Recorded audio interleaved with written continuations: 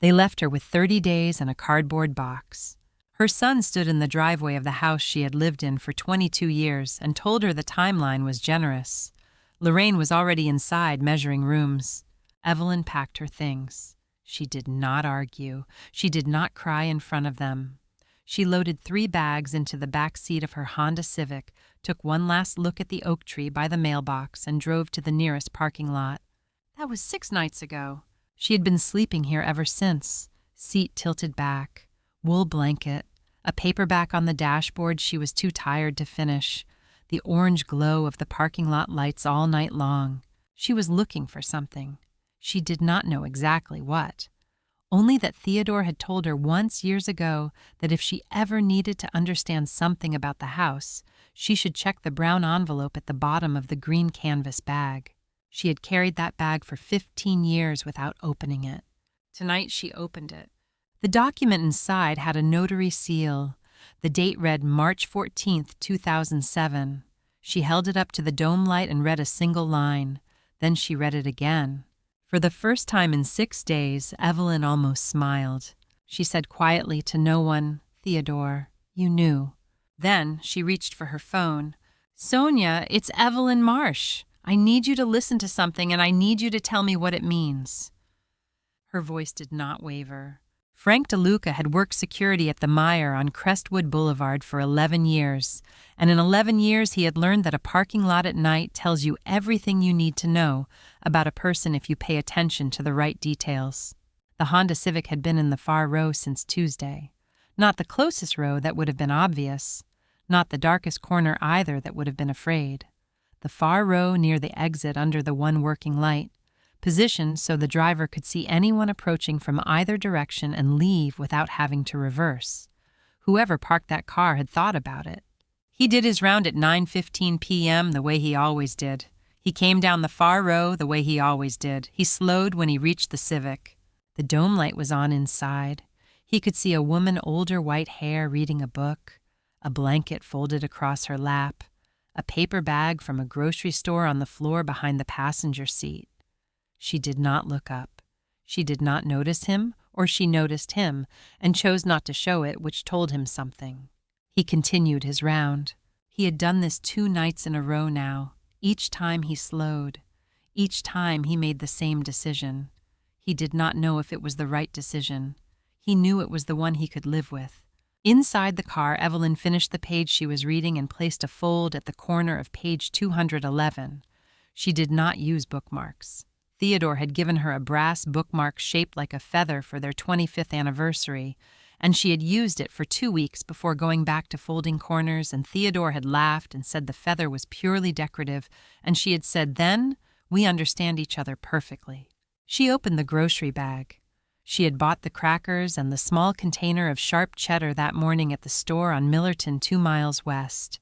She had calculated 3 days of small meals from what she spent.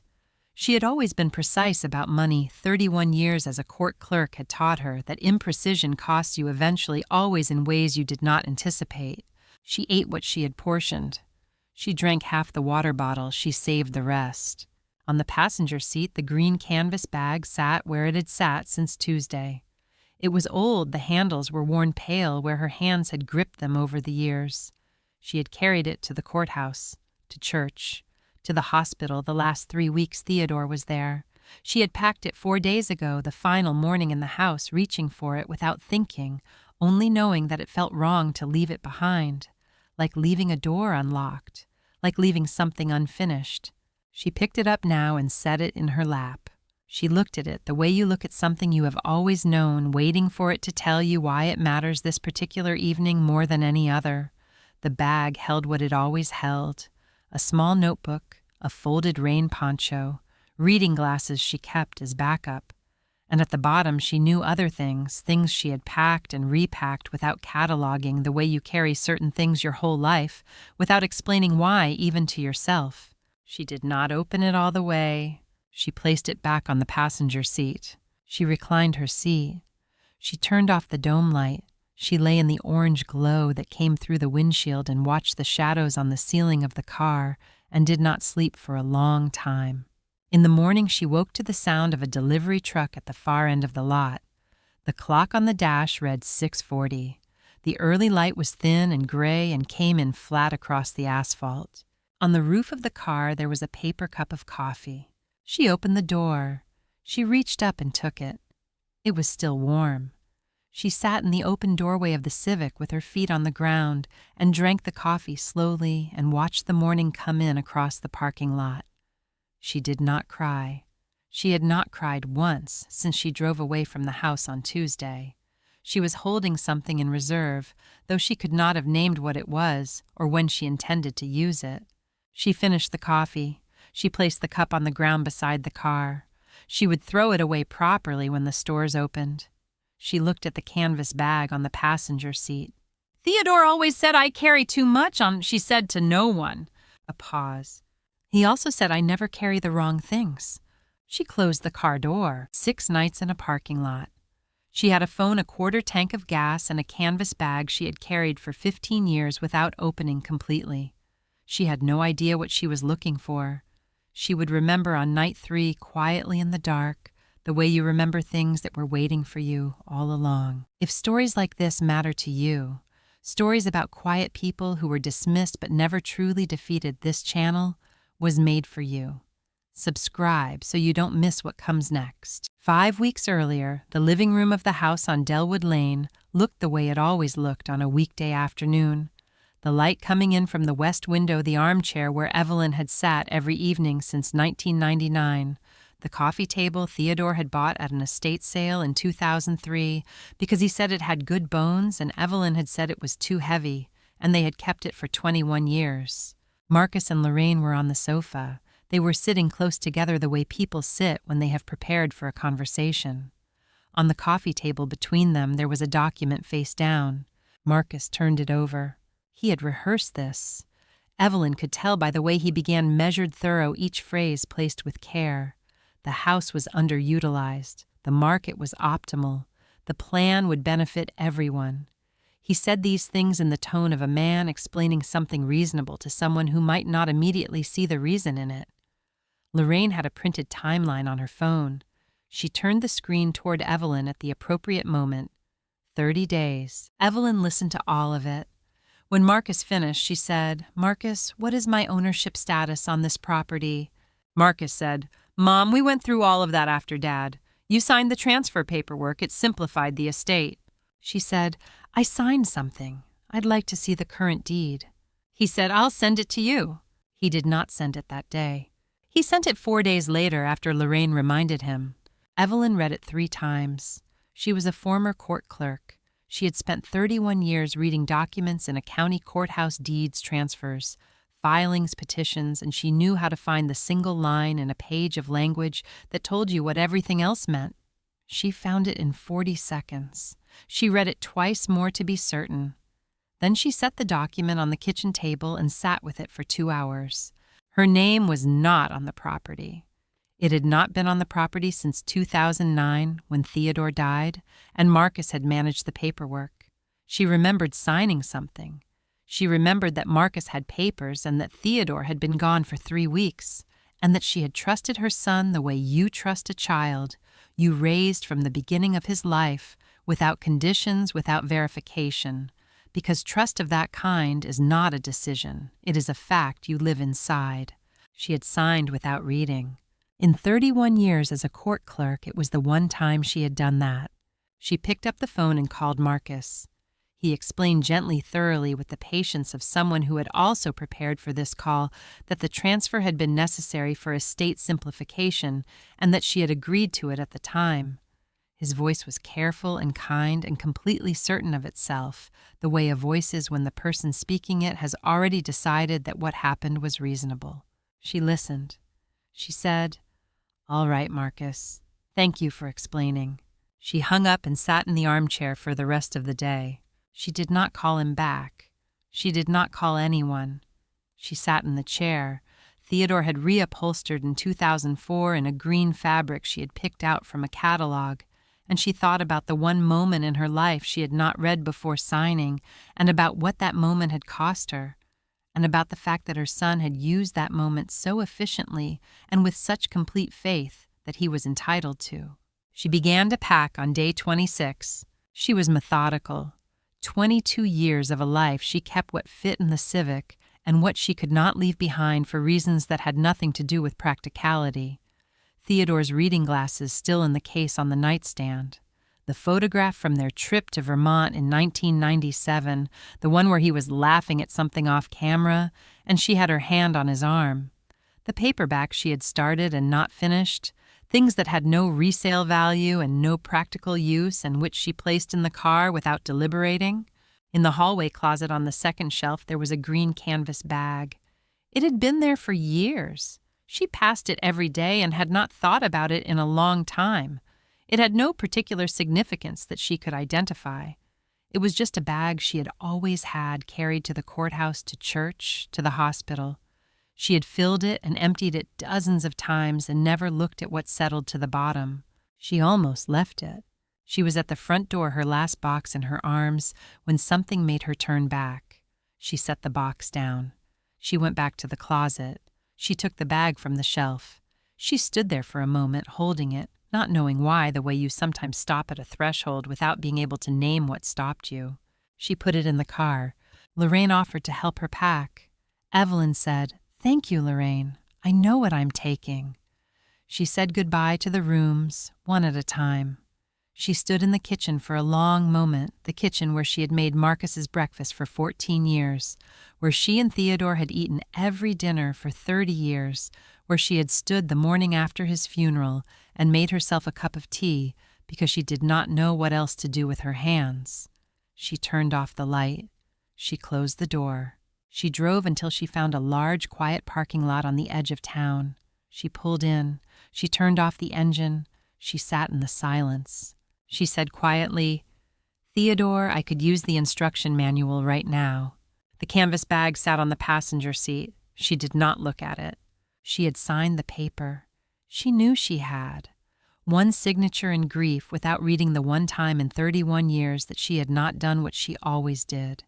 Marcus had used that moment. He had done it gently, efficiently, and with complete faith that he was entitled to. She had packed her car and driven away from her own house. And the one thing she still could not explain was why she had gone back for the bag. The first 2 nights she had slept from exhaustion, the deep, dreamless sleep of a body that has spent everything it had. The third night, her mind came back. She sat up in the reclined seat. The clock on the dash read 2:17 a.m. Outside, the parking lot was empty in every direction, the orange lights burning their flat color across the asphalt, the way they always did. She reached for the paperback on the dashboard and read the same paragraph 4 times without retaining a single word. She put the book down. She reached for the canvas bag. She had picked it up twice already this week, held it, turned it over in her hands, set it back on the passenger seat without opening it past the top. Tonight she did something different. She unzipped it completely and set it open in her lap, and began to remove everything in it one item at a time and place each item on the passenger seat beside her. It was what she had always done when she could not find something. Start from the beginning. Account for everything. Do not assume. The travel umbrella, compact navy blue, a small first aid kit in a red zippered case, a notebook she opened at 3 pages of lists from what looked like 2019 nothing after that. A change of clothes folded with the precision of someone who has always folded things precisely, a blouse dark blue and a pair of gray trousers. A photograph loose, slightly bent at one corner, Theodore and Evelyn at a beach in 1987, him in a yellow shirt, her laughing at something, the ocean behind them both. A zippered pouch containing her phone charger, her backup reading glasses, and 2 pens. She set each item on the seat beside her in a row.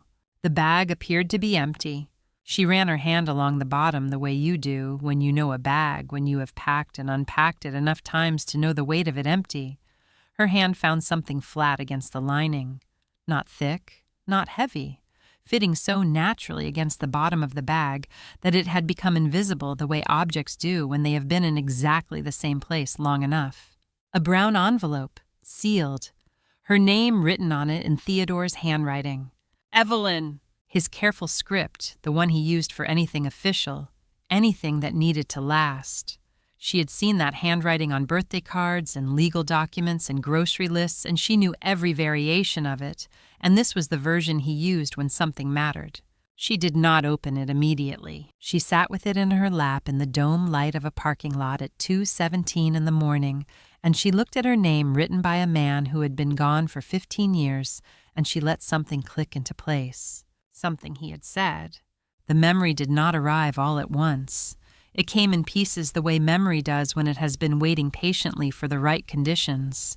Theodore at the kitchen table, 2007 papers spread out in front of him, one of them with a notary seal at the bottom that she had noticed because she always noticed notary seals. An evening in late winter. She had come in from the hallway. He had looked up and called her over and said in the same tone he used for things he considered settled, "If there is ever a question about the house, and I don't think there will be, but if there is, check the envelope in the bottom of the green bag. I put it there for you." She had said, "What's in it?" He had said, "Something that makes sure the house is yours no matter what." She had looked at him. He had looked back at her with the steady expression he wore when he had decided something and did not need to discuss it further. She had said, "All right, Theodore." And she had gone back to what she was doing, and she had not thought about it since because she had not needed to. She opened the envelope. She removed the document with both hands without creasing. She read the title, Life Estate Deed, Theodore R. Marsh Grantor, Evelyn J. Marsh, Life Tenant. She read the operative clause. She had read hundreds of life estate documents in her career. She knew exactly what the language meant and what it did and what it could not be undone by. She read her name in the life tenant line. She read the property description, the address, the parcel number, the full legal description of the house on Delwood Lane. Then she read the date, March 14th, 2007. She sat completely still. The dome light hummed. Outside, nothing moved. She thought about the quitclaim deed. She thought about Marcus at the kitchen table in 2009, 3 weeks after the funeral with papers spread out in front of him. She thought about the date she had signed it. She thought about the date on the document in her hands. She thought about the legal principle that she had understood for 31 years without ever needing to apply it to her own life, that a life estate once granted and recorded cannot be extinguished by a subsequent transfer of title. The life estate travels with the property. It does not belong to the owner. It belongs to the tenant. No deed signed after it can remove it. Marcus had sold the house. He had sold a house that Evelyn had the legal right to live in until she died. The buyer had purchased a property with a recorded life estate attached to it. She thought all of this methodically in sequence, the way she had always thought about legal documents, not with panic, not with anger, but with the particular clarity of someone who has spent a lifetime understanding what words on paper actually mean. She said, "Theodore." The word came out quiet, aimed at the document at the parking lot, at the darkness outside, at nothing and everything at once. "You knew." She folded the document back into the envelope slowly and held it against her chest for a moment, just a moment in the dark in the parking lot, with the orange lights outside and no one watching. It was the most private possible thing. It was not triumph. It was something older and quieter than triumph. Then she set the envelope on the passenger seat, not in the bag, on the seat where she could see it. She turned off the dome light. For the first time in 6 days, she was asleep within minutes. He had signed it in 2007, 2 years before the quitclaim deed existed, 2 years before Marcus had papers on a coffee table, 2 years before everything that was about to happen. Theodore had seen something no one else had thought to see, and he had placed the answer in a green canvas bag and told his wife exactly where to look and trusted that when she needed it, she would remember. She woke at 5:50 a.m. without an alarm. The sun was already working at the edge of the sky, real light coming in flat across the parking lot, and for the first time in 6 days, she did not need the dome light. She picked up the brown envelope from the passenger seat. She removed the document and read it one more time in the morning. Light slowly start to finish every clause, every line of the property description, the notary information, the date. March 14th, 2007. Then she set the document in her lap and picked up her phone. She scrolled to a name she had not called in 4 years. Sonia Park, real estate attorney. She had known Sonia when Sonia was 24 years old and clerking in the same building where Evelyn filed documents, a young woman with precise questions and the particular intensity of someone who intended to be very good at something. She had been right about that. Evelyn pressed call. Sonia answered on the third ring. Evelyn Marsh. Her voice was warm and alert already at her desk. It's been a long time. Sonia.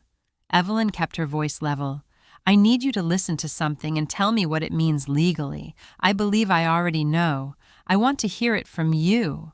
A brief pause. All right, go ahead. Evelyn read the life estate deed aloud. She read it the way she had read documents into the record for 31 years, slowly, clearly, without editorializing every operative clause given its full weight.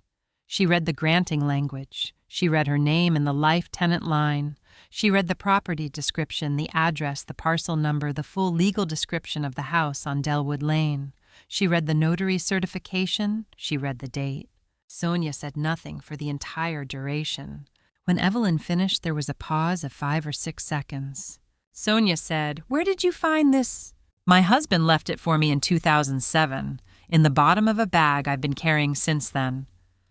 Another pause longer this time. Then Evelyn, a life estate granted in 2007 cannot be extinguished by a quitclaim deed executed in 2009.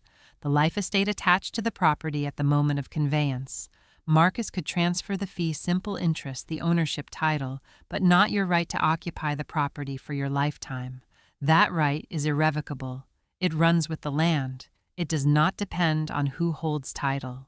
Evelyn said, That's what I thought. Sonia's voice shifted just slightly beneath the professional register. You've been sleeping. Where are you right now, Evelyn? A parking lot, Meyer on Crestwood. I've been here 6 nights. Silence for 3 seconds. The kind of silence that is not empty. I'm going to need you to come to my office this morning. Can you do that? I have a 1/4 tank of gas and a change of clothes. That's enough. Come now.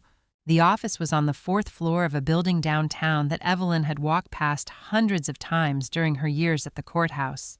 She had never been inside. She parked in the garage and took the elevator up and sat in the waiting area for 4 minutes before a young woman came out and brought her back to Sonia's office. Sonia was standing when she came in. She looked at Evelyn the way someone looks when they are doing the math of what a person has been through, and the math is worse than they had prepared for. She did not say anything about it. She said, Sit down. I'll get us coffee. The coffee came in a proper ceramic mug, heavy white. Evelyn held it with both hands. The warmth of it traveled up through her palms, and she sat with it for a moment before drinking. Sonia sat across from her and read the original life estate deed carefully, the full document, not just the operative sections. Then she read the quitclaim deed that Marcus had filed in 2009. She read both documents without speaking. When she finished, she set them on the desk in a precise alignment, the way someone does when they want to think clearly about what they are looking at. She looked up. Marcus sold the property to a couple named Delaney. The sale closed 3 weeks ago. Yes. He may not have known about the life estate. I don't think he did. Theodore never told him. Sonia considered this. That doesn't change the legal position. The life estate runs with the land. The Delaneys purchased a property with an irrevocable life tenant already recorded against it. Their title search should have caught this. That is a question for their closing attorney, but the legal fact is unchanged regardless. Evelyn drank her coffee and waited. This will need to be communicated to the Delaneys and their attorney, Sonia said. And to Marcus. She paused. Evelyn, you understand what this document gives you. Your right is to occupy the property for your lifetime, not to own it outright. The Delaneys hold the fee simple title. You cannot sell the property, you cannot encumber it, but you can live in it. For the rest of your life, no one can remove you. Evelyn set down her coffee cup.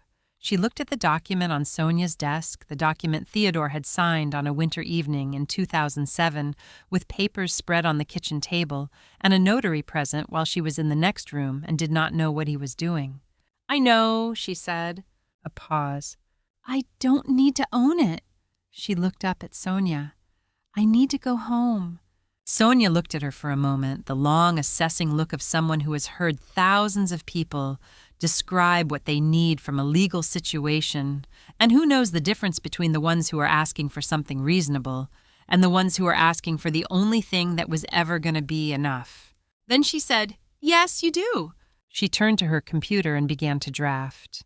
The formal notice to Marcus's attorney of record and to the Delaney's closing attorney documenting the existence of the recorded life estate, the date of execution, and Evelyn J. Marsh's irrevocable right of occupancy.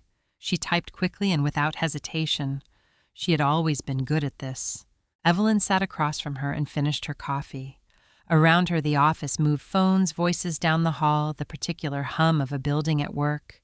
She was not in a parking lot. She was not in a car with a tilted seat and a wool blanket and an orange light coming through the windshield all night. She knew exactly where she was going. Theodore had signed a document in 2007 that Sonia Park read in 2024 and understood in 10 minutes. It had been waiting in a green canvas bag for 17 years. It had traveled with Evelyn to every doctor's appointment, every church service, every ordinary Tuesday, and to a parking lot on the edge of a suburb where it had finally been found. The Delaneys had bought a house. They had also bought Evelyn. Before we go further, I want to ask you something. Has someone ever dismissed you or someone you loved and later realized how wrong they were? Tell me in the comments. I read every single one. The notice arrived in Marcus's inbox at 4:17 p.m., forwarded from his attorney with a single line above it. "Marcus, we need to discuss this immediately." He read it once. He read it twice. Then he set his phone on the kitchen counter and stood there for a moment with his hands flat on the granite and looked at the wall. He picked up the phone and called Lorraine. She came in from the back room and read the notice on his screen without speaking.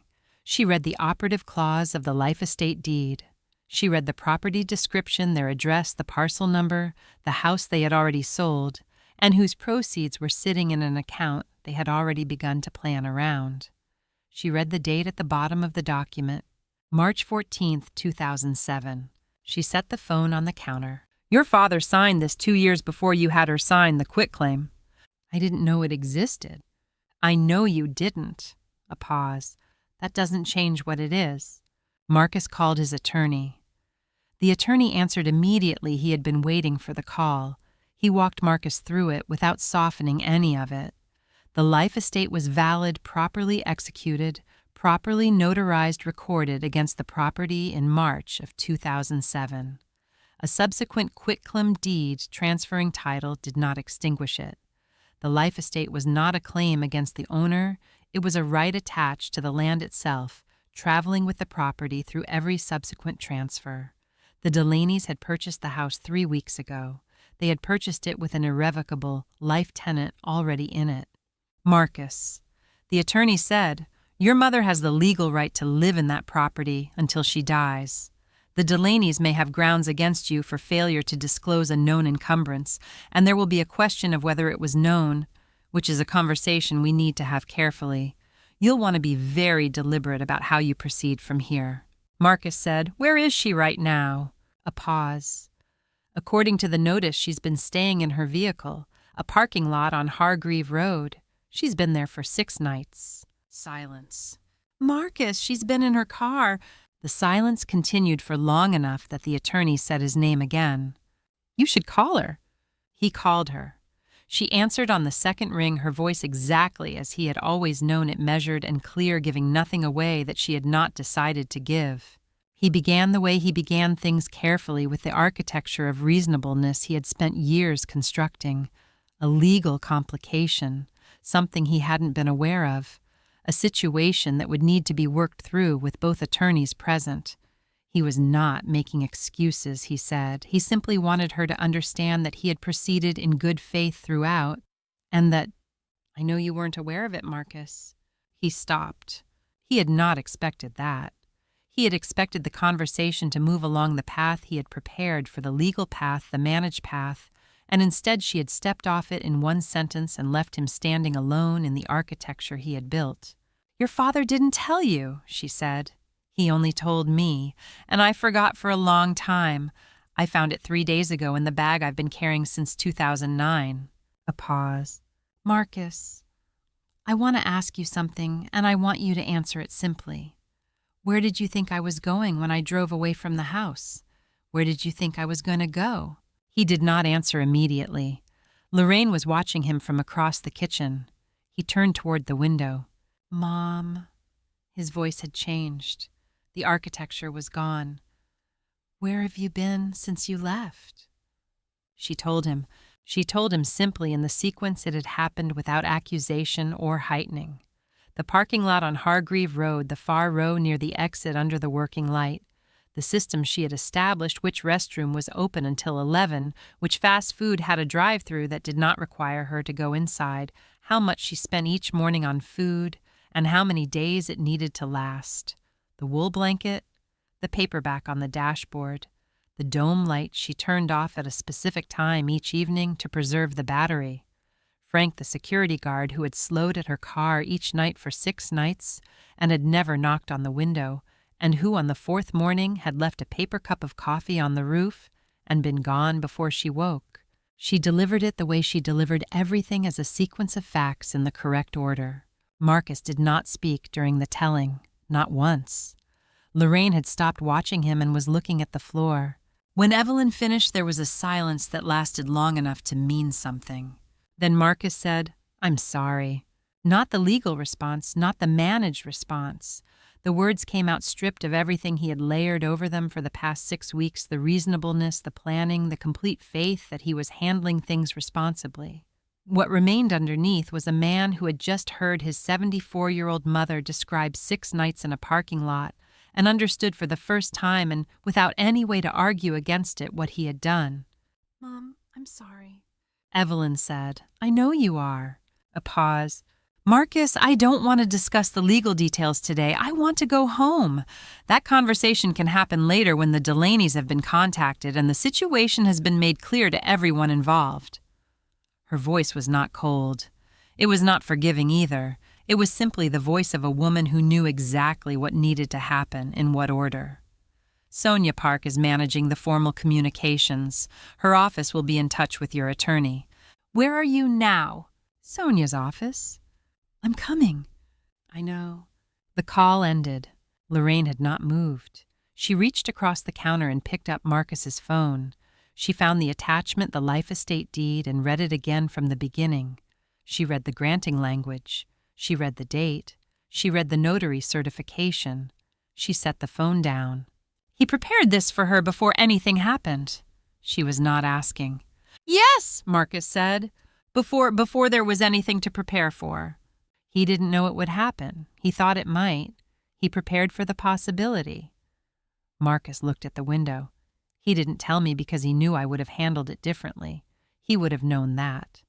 Lorraine looked at the phone on the counter, at the date on the document 2007, at the name in the life tenant line, Evelyn J. Marsh, at the signature of a man who had been gone for 15 years, who had understood his family with the quiet precision of someone who had spent his career knowing that the best protection is the one nobody knows to look for. He trusted her to use it when she needed to, she said. Marcus said nothing. Lorraine set the phone down. She did. Theodore Marsh had signed a document in 2007 because he loved his wife and understood his son, and knew with the quiet certainty of a man who had spent his career reading financial instruments that the best protection is the one nobody knows to look for. Marcus hadn't been told. That was not an accident. It was a decision made in love, executed in silence, and held in a canvas bag for 17 years until the night it was needed. The notice reached the Delaney's closing attorney at 8:51 a.m. He forwarded it to Carol at 9:04 with a subject line that said, "Urgent, please read and call me." Carol was at the kitchen table when it came through. She had been drinking coffee and looking at the curtains she had hung in the window 2 weeks ago, a pale yellow linen that caught the morning light in a way she had liked from the moment she put them up. She read the notice once. She read it again. Then she called Neil at work. "You need to come home." Their attorney walked them through it on a conference call 40 minutes later. The life estate was valid, properly executed, properly notarized, recorded in March of 2007 against the property they had purchased 3 weeks ago. The seller had not disclosed it. They had remedies against Marcus Marsh for failure to disclose a known encumbrance or for failure to discover what due diligence should have found. Their own closing attorney had questions to answer as well. These were matters to be pursued. But the life estate itself was not something they could contest. It was not a claim. It was not a lien. It was a right that had attached to the land 17 years ago and had traveled with it through every subsequent transfer, including theirs. The life tenant has the legal right to occupy the property, their attorney said. Mrs. Marsh can move back in. Neil said the woman was living in her car for 6 nights before she located the document. Neil was quiet. Carol had put her phone face down on the table. She was looking at the kitchen she had spent 3 weeks making into hers, the table she had chosen, the chairs they had brought from their old house, the curtains in the window. She was doing a kind of accounting that had nothing to do with money, and the numbers were coming out in a way she had not expected to feel. Sonia Park arranged the meeting. Neutral terms the house a Thursday morning. Evelyn drove there alone. She had not been back since the Tuesday she drove away. She parked in front and sat in the car for a moment, the same Civic, the same seat, the same view through the windshield of the front of the house she had lived in for 22 years. The oak tree by the mailbox, the front door, the window of the room at the back just visible at the corner of the house that looked out over the garden. She picked up the canvas bag from the passenger seat and got out. Carol opened the door before Evelyn reached it. She looked at her 74 silver hair, the bag over her shoulder, the particular composure of someone who has been through the worst of something and come out the other side still standing. Carol had thought carefully about what she wanted to say. She had rehearsed several versions of it on the drive home from work the day before. She said, "Mrs. Marsh, please come in." She stepped back. "I think we should sit down." They sat in the living room, Evelyn in the armchair, Carol and Neil on the sofa. The same arrangement in the same room as a conversation that had happened 6 weeks earlier. Evelyn noticed this. She did not say so. Carol said, "We didn't know about the life estate. I want to be completely clear about that we would not have proceeded if we had known." "I know," Evelyn said. "My son didn't know either." A pause. "The document was mine. I was the only one who knew where it was, and I had forgotten." She folded her hands in her lap. "My husband left it for me in 2007. He told me where to find it, and I carried it with me for 17 years without opening the bag all the way. I forgot for a time that it was there." Carol looked at her. "You were living in your car for 6 days because you forgot." "I forgot on the day I needed it," Evelyn said. "I had been carrying it for 17 years before that." The room was quiet. Neil had been listening without speaking since they sat down. He leaned forward now, his elbows on his knees, and looked at Evelyn with the directness of someone who has decided that the most useful thing he can do is ask the most practical question available. "What do you need, Mrs. Marsh?" "From us practically specifically, what do you need?" Evelyn looked at him. She considered the question with the same deliberateness she brought to everything. "A room," she said. "My room, the one at the back with the window over the garden. The rest of the house is yours. I would like access to the garden if that's acceptable." A pause. "Theodore planted it. He planted most of it in the first years we lived here. I've maintained it since." She looked at them both. "I won't be in the way." Neil and Carol looked at each other. Something moved between them, not a decision because they had already made it on the drive home, but a confirmation of the decision, a mutual recognition that this was the only thing decent people could do in a situation nobody had asked for. Neil said, "Mrs. Marsh, you're not in the way. This was your home." The arrangement was formalized through their attorneys over the following 2 days. Evelyn would occupy the back bedroom and have full access to the garden. The rest of the house, the kitchen, the living areas, the front rooms belonged to the Delaney's. Separate entrances where possible, shared spaces by mutual consideration. It was not a perfect arrangement. It was a workable, human, decent arrangement made by people who had not caused the situation and had chosen to handle it with grace. As the meeting ended and they stood from their chairs, Carol said, "Mrs. Marsh, I'd like to ask you something if that's all right." Evelyn waited. "The garden. You said Theodore planted it." She paused. "I've been looking at it since we moved in. I didn't know what most of it was. I'd like to know what's there, what he put in and when, if you'd be willing to tell me." Evelyn looked at her for a long moment. "Yes," she said. "I can do that." She moved back in on a Saturday morning. The Delaney's helped her carry her boxes from the Civic, the same 3 bags she had packed 6 weeks earlier, with 30 days and nowhere to go. Neil carried Theodore's reading glasses in their case from the back seat to the bedroom without being asked. Carol carried the canvas bag. They placed everything in the back room with the window over the garden, and then they left her to unpack. And she unpacked in the order she always unpacked, precisely, deliberately, each thing in its correct place. We're almost at the end of this story. If it's moved you, if it feels like something you've lived through, subscribe. Stories like Evelyn's deserve to be heard. 2 weeks after Evelyn moved back in on a Sunday morning in late November, Marcus's car pulled up in front of the house. Lorraine was not with him. Carol answered the door. She looked at him, 49 years old, his mother's coloring standing on the front step, with his hands in his jacket pockets in the particular way of a man who has rehearsed an arrival and is no longer certain it was enough. Carol said, "She's in the garden." He walked around the side of the house. The garden was at the back he had grown up with. It had spent summers in it, had watched his father work the beds on weekend mornings with the focused patience of a man who understood that some things could not be rushed. He had not been back here since before the sale. He had not let himself think about what it would look like. Evelyn was kneeling beside the far raised bed, wearing a pair of canvas gardening gloves that he recognized his father's, the ones that had lived on the hook inside the shed door, for as long as he could remember. She was pulling something up and setting it aside, pressing something else into the soil, entirely absorbed in what she was doing. She did not hear him come. He said, "Mom." She looked up. She took him and her son in his jacket, standing at the edge of the garden on a Sunday morning with dirt on the path and nothing planned. She got to her feet slowly, one hand on her knee for leverage. He moved toward her to help. She waved him off. "I'm fine. I've been getting up from that bed since 1998. She pulled the gloves off and set them on the edge of the raised bed. She looked at him for a moment without speaking. Then she gestured at the bench along the back fence, the one Theodore had built in 2003 from cedar planks he had argued about the price of for 2 weeks before buying. "Sit." They sat. The garden was still around them. The late November light was low and thin, coming in at a long angle across the beds, and somewhere in the neighbor's yard a bird was doing something repetitive and patient.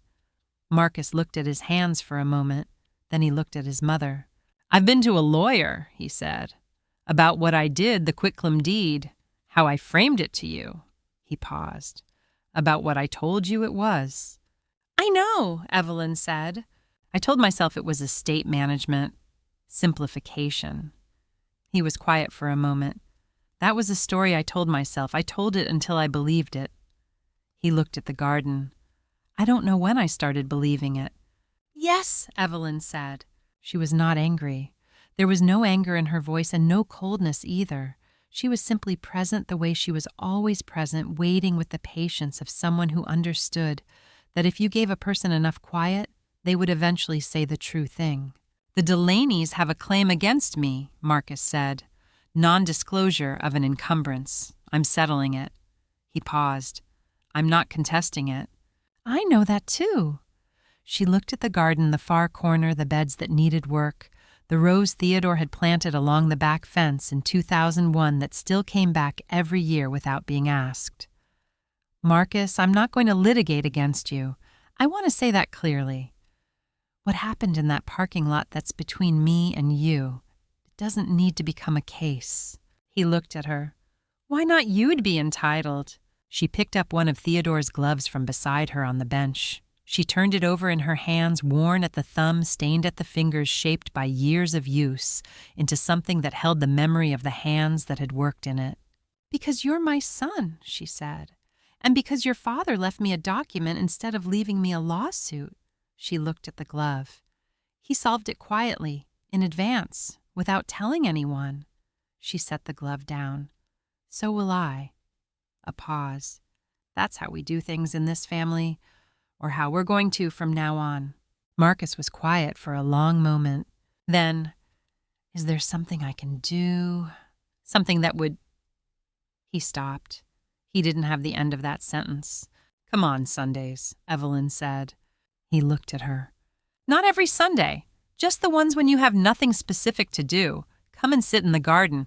Help me with the beds in the spring your father couldn't keep up with the far corner in his last years, and I can't either. She looked at him with the level, particular look of a mother who knows her child precisely. Bring Lorraine. She's better with her hands than you are. Marcus almost laughed. And then he did, briefly, quietly, the real laugh, the one that had nothing managed about it. Evelyn watched it happen with the expression of a woman who had been waiting 6 weeks for that exact sound, and was not going to say so. She patted his hand once. She stood. She put the gardening gloves back on. She looked at the far bed with the appraising eye of someone with a specific amount of light left and a clear idea of how to use it. I'm going to finish the far corner while the light is good. You can help or you can watch. Either is fine. Marcus looked at the bed. He looked at the soil. He looked at his jacket. He rolled up his sleeves. Tell me what to do. He stayed for 3 hours. He pulled weeds and followed instructions and got dirt on his work shirt and ate lunch at the garden table with Evelyn and Carol Delaney, who had come out with sandwiches without being asked, and who turned out to know more about dahlias than anyone in the garden had expected. Nobody talked about the parking lot. Nobody talked about the quitclaim deed. Theodore's garden needed work. They did the work. October came in dry, and still the way the best Octobers do, the light going gold and low early in the afternoon, the garden doing what gardens do in autumn, dying back into itself, with a kind of order that Evelyn had always found more satisfying than spring. The far corner was finally dealt with. The beds were mulched. The rose along the back fence had been cut down to its canes and tied in for winter the way Theodore had shown her in the 2nd year they lived here, standing behind her with his hands over hers on the pruning shears, saying not too short, not too long, just enough to let it rest. She was at the garden table with a cup of tea when Carol came out. The back door opened and Carol appeared with her own mug and the particular, unhurried expression of someone who has nowhere specific to be and has made a decision to be grateful for that. She had developed this habit over the summer, coming out on Sunday mornings when the weather was good, sitting at the table talking about the garden or about books or about nothing in particular. Neither of them had arranged it. It had simply become a thing that happened the way good habits do, by quiet repetition. She sat down across from Evelyn. For a few minutes neither of them spoke. The garden settled around them in the still air. Carol said, Marcus came last Sunday, while you were at church. I know, Evelyn said. He left tomatoes from the market on the counter. He left a note, too. I know. I read it. Evelyn drank her tea. He's getting better at notes. Carol smiled into her mug. She had observed Marcus's Sundays over the past 6 months with the quiet attention of a woman who was good at reading a room and had decided this particular room was worth reading carefully. She had watched him learn the far corner. She had watched him stop explaining himself. Evelyn's phone rang. She looked at the screen. A mild surprise moved across her face, the particular expression of someone who expected to be left alone and finds they don't mind being interrupted. It's Frank, she said. She answered. Frank's voice was the same as it always was, steady, unhurried, a man who chose his words the way he chose his rounds without waste. He asked how she was. She told him briefly, warmly, specifically. She told him about the far corner and how it had finally been dealt with, and about the rose along the back fence, and about the dahlias that Carol had put in along the east bed in July that had turned out better than anyone had expected. Frank listened the way he had always listened, without filling the pauses. Then he told her his daughter had had a baby, a girl 7 pounds 4 ounces born on a Thursday. Evelyn said, What's her name? He told her. She said it was a good name. She meant it. They talked for 6 minutes. Then Frank said he had a shift to get to, And Evelyn said of course, and they said goodbye without ceremony the way people do when they intend to talk again. She put the phone down. Carol was watching her with the expression of someone who had heard one side of a conversation and was working out the shape of the other. "The security guard," she said. "He left coffee on the roof of my car every morning for 4 days," Evelyn said. "He never asked what I was doing there. He never made me explain." She looked at the garden. "He just left the coffee." Carol was quiet for a moment. She set her mug down and turned it slowly in her hands. "I'd like to send him something," she said. "A thank you, from us, from Neil and me." She paused. "It seems like the right thing." "He'd prefer you didn't make a fuss," Evelyn said. A pause. "But a card would be fine. I'll give you his address at the mall." The garden was still around them. Somewhere in the neighbor's yard the same bird was doing the same patient thing it had been doing since summer. The light came in at its October angle across the beds, long and golden and tilted toward afternoon. Evelyn looked at the length of the garden, the beds mulched and settled, the far corner finally dealt with, the places where things had been this year and would come back next year, and the places where things were permanent, and the places where Theodore had put something in 30 years ago that was still there, still returning, still entirely itself. She thought about him at the kitchen table in March of 2007 with papers spread out and a notary present and a green canvas bag on the chair beside him. He could not have known what question would come. He had not known about the quitclaim deed because the quitclaim deed did not exist yet, because Marcus had not yet thought of it, because none of it had happened. He had simply understood with the quiet, private certainty of a man who had spent his career reading financial instruments and who knew his family precisely that a question would come eventually, that it is always worth preparing for the question before it arrives, that the best protection is the one nobody knows to look for. He had put the answer in a bag and told his wife where it was, and she had carried it for 17 years. Evelyn finished her tea. She stood and went to the back door and took the canvas bag from the hook habit, still even now that she knew exactly what it held and what it didn't. The brown envelope was not in it anymore. The envelope was in a document folder in a fireproof box in the back of the closet where legal documents belonged, where she had placed it the first week she came home with the same deliberateness she brought to everything. She had moved the document to its proper place. She had kept the bag. She held it for a moment in the doorway, the garden behind her, the kitchen ahead, the October light coming in flat and gold across the threshold. Then she hung it back on the hook. She went back to the table. She poured a second cup from the pot. Carol was still there, both hands around her mug, looking at the dahlias along the east bed with the contented expression of someone who has planted something and watched it become more than they expected. The garden was in its autumn order. Evelyn sat down.